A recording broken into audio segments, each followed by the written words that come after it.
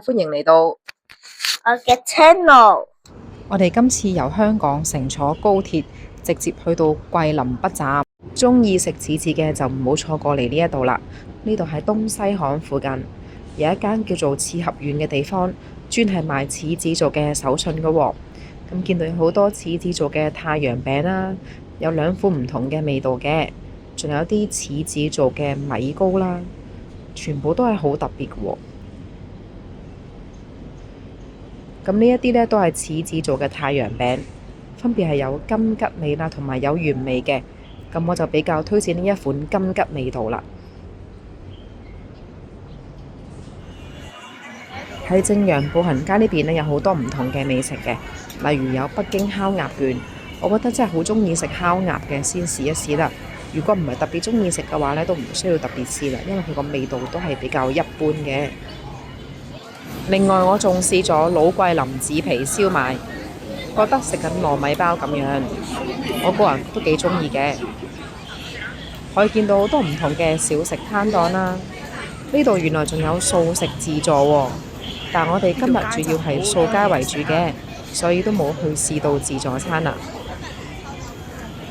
另外仲試咗呢一樣好特別嘅嘢，黑黃臭豆腐，因為平時都比較少見嘅。你聞落去就會覺得好想試下，但其實食落去覺得口感就一般，就唔係話好特別啦。但如果未試過嘅都可以試一試嘅，佢又唔係話好難食。Tomorrow， 我哋喺 Trip.com 訂咗飛就喺度攞飛啦，跟住就去坐桂林漓江三星遊船到陽朔，兜到嚟呢度售票處，去緊登船啦。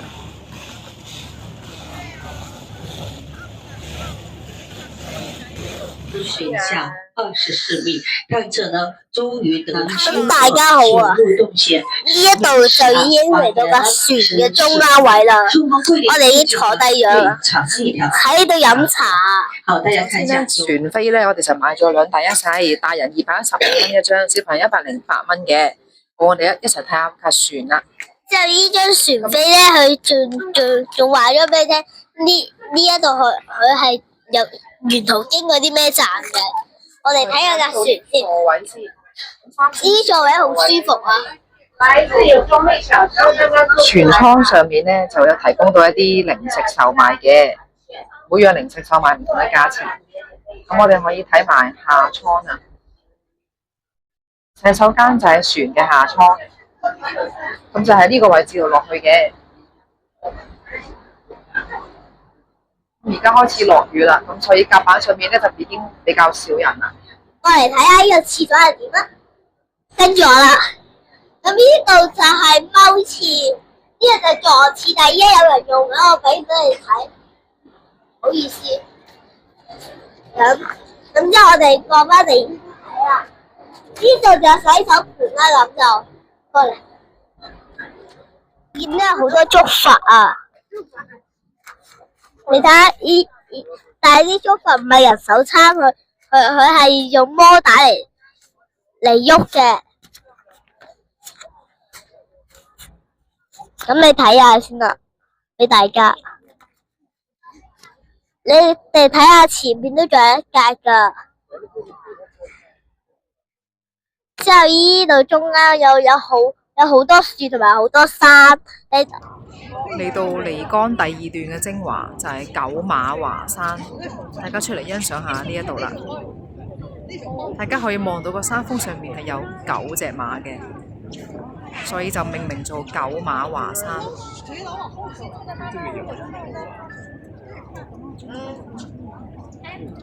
呢一度都係必打卡之一。船繼續呢就往前行，咁船上面呢係有聲音導航嘅喎。而家見到景色依然係好壯觀啦，咁仲見到有幾隻牛喺度食緊草喎。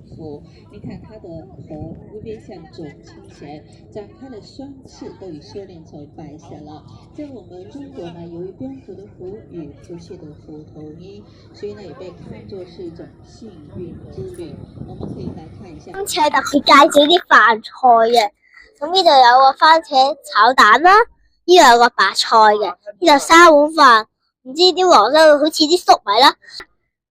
呢度加埋係70蚊，白飯係送俾我哋嘅，因為我哋3個人。但係如果食唔晒咧，可以俾翻家長食嘅。咁我哋特別介紹咧，呢度咧好多竹筏啊，大家睇下，太多啦，睇嘢都睇唔晒。咁仲有呢度可以叉電嘅俾大家。咁就係咁先啦，多謝。快將抵達陽朔，我哋重返甲板上欣賞風景。沿途有2架4星船駛過。4星船同3星船唔同嘅係，4星船多咗自助餐食，其他都係一樣嘅。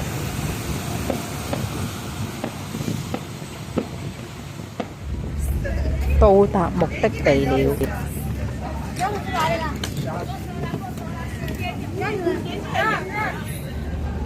由於穿過呢一條通道就到西街啦，龍頭山碼頭係非常之近西街嘅。呢度行去西街大約10分鐘左右，沿路都有好多攤檔。陽朔，我哋到咗啦。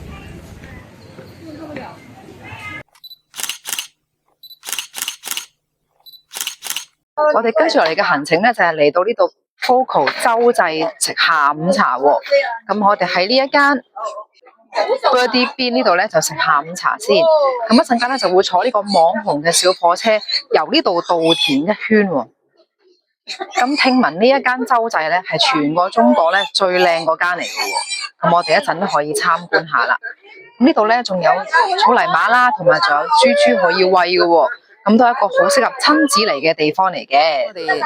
首先我哋見到有個果粒橙、椰子水，仲有菊花茶，有2牛冰，2條飲管，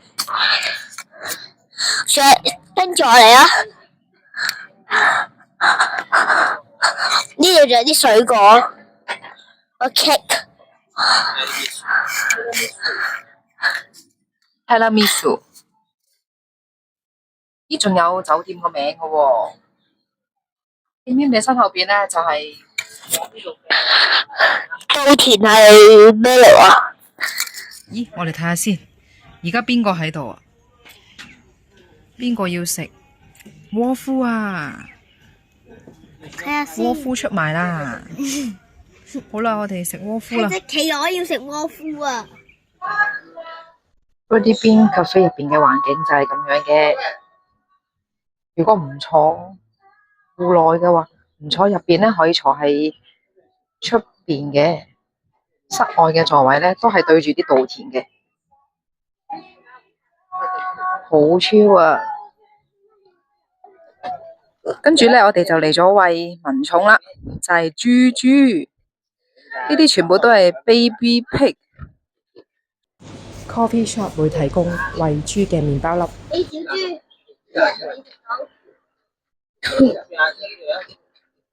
大家可睇佢哋幾猴擒。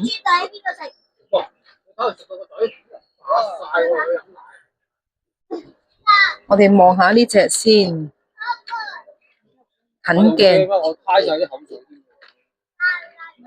仲係好期待食嘢喎佢哋。我哋坐緊稻田小火車啊！係啊，好好玩啊！架車度慢慢行緊啊！我哋係坐喺第一個位置，司機啦。我就係司機啦。但係前面好嘈啊！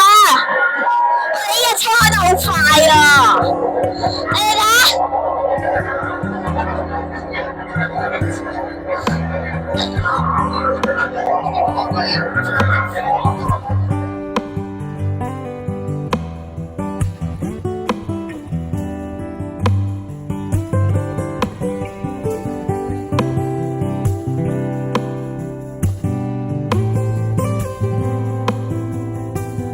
呢度就係酒店嘅泳池。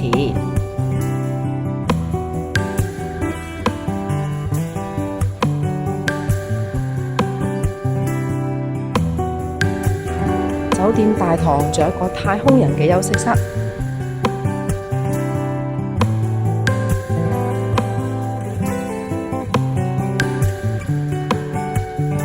咁我哋咧都係有7疹嘅皮膚喎。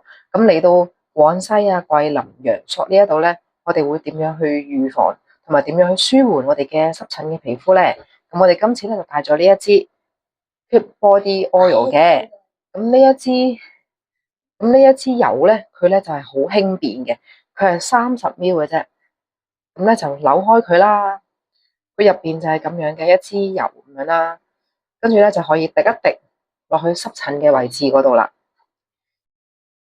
咁啊滴一滴，咁佢個質感咧就唔係好油嘅，咁同埋都會好舒服啦，即時舒緩到喎。咁就令到啲皮膚咧就唔會咁痕癢啊，或者好紅啦。咁我覺得去旅行咧帶呢一支 Body Oil 咧係十分之方便同埋十分之好用喎。俾大家睇清楚啲先。The next day，興平古鎮兩邊都好多嘢食，仲有啲桂林嘅有竹筒雪糕啦，冇買到特產，呢度都有啲特產可以買啦。仲有啲農家菜館嘅，仲有啲當地嘅手工藝嘅製品，亦都可以租啲民族服裝影下相啦。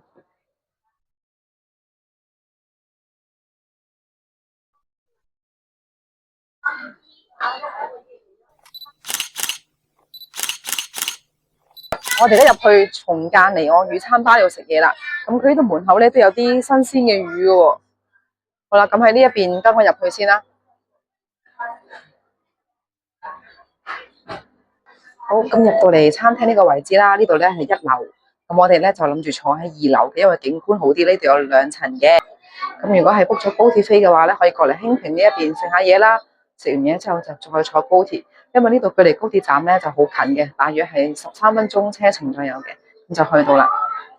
咁就可以食啲嘢，跟住就去搭高鐵。咁就餐廳咧有各種嘅酒類喎。咦，發現咗一樣嘢喎，呢度原來可以代手捉佛喎。啱啱就上咗個紫菜嘅蛋花湯。嚟咗幾日都冇飲過湯，咁嗌個湯飲下先。見到都好多蛋花同埋紫菜喎，跟住咧就上咗個特色嘅竹筒飯。見到竹筒飯都有好多配料，除咗有臘肉啦，仲有粟米、甘筍嘅。另外呢個咧就係微江蝦。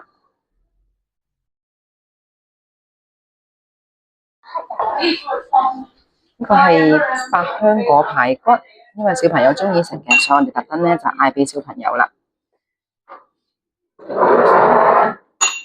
好多汁同埋有番茄啦，酸酸甜甜咁樣。好，嚟埋個脆皮荷葉叫花雞，咁咧仲俾埋啲配料我哋飲噶喎。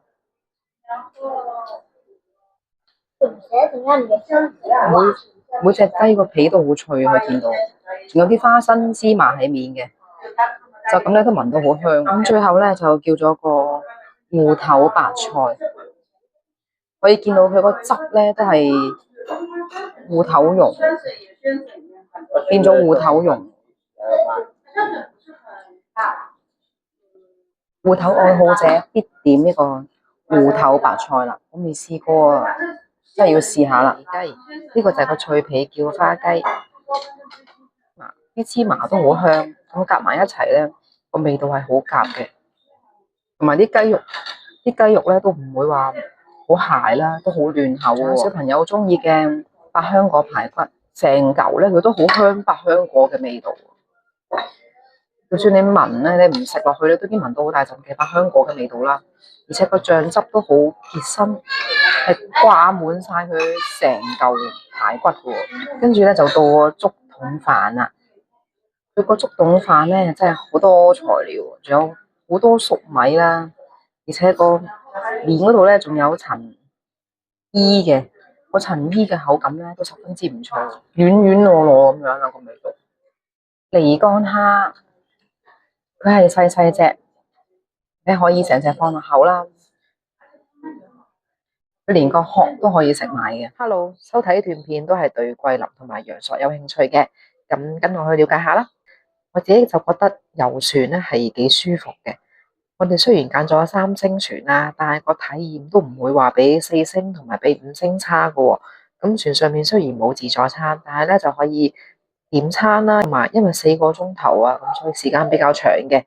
咁如果為咗節省時間咧，可以喺船上面食咗啲嘢先啦，咁就慳翻啲時間落船就可以即刻去玩咯喎。咁船程咧都比較定嘅，我哋一家都冇暈船浪嘅情況出現喎。咁如果大家唔想坐遊船啦，都可以坐高鐵由桂林去陽朔，或者陽朔去翻桂林啦，都有大巴坐嘅。咁我哋今次揀咗遊船啦，咁所以就俾翻遊船嘅資訊俾大家啦。咁喺陽朔其實 call 車咧都唔係好困難嘅，不過幾日咧我哋都容易 call 到車嘅。咁另外喺陽朔咧就可以，如果識得揸電動車，可以揸電動車啦，就方便好多嘅。係十里話攞酒店選擇嘅，又或者係西街嗰邊啦，嗰邊就會熱鬧啲。我想安靜啲咧，就會揀翻好似我哋咁樣揀御龍河呢邊嘅酒店啊，又或者揀喺劉三姐嗰邊嘅酒店啊，嗰啲都 OK 嘅。食嘢方面咧，呢度就好多啤酒魚啊、竹筒雞啊。咁都係桂林嘅家常菜啦，咁我哋都有去試唔同嘅家常菜啦。咁酒店方面咧，每一餐都有桂林米粉嘅，因為都係呢度嘅特色嚟嘅。今日多謝大家收睇我哋呢段影片啦，我哋下次再見啦。咁祝大家嚟緊去旅行嘅話咧，都玩得開心。拜拜。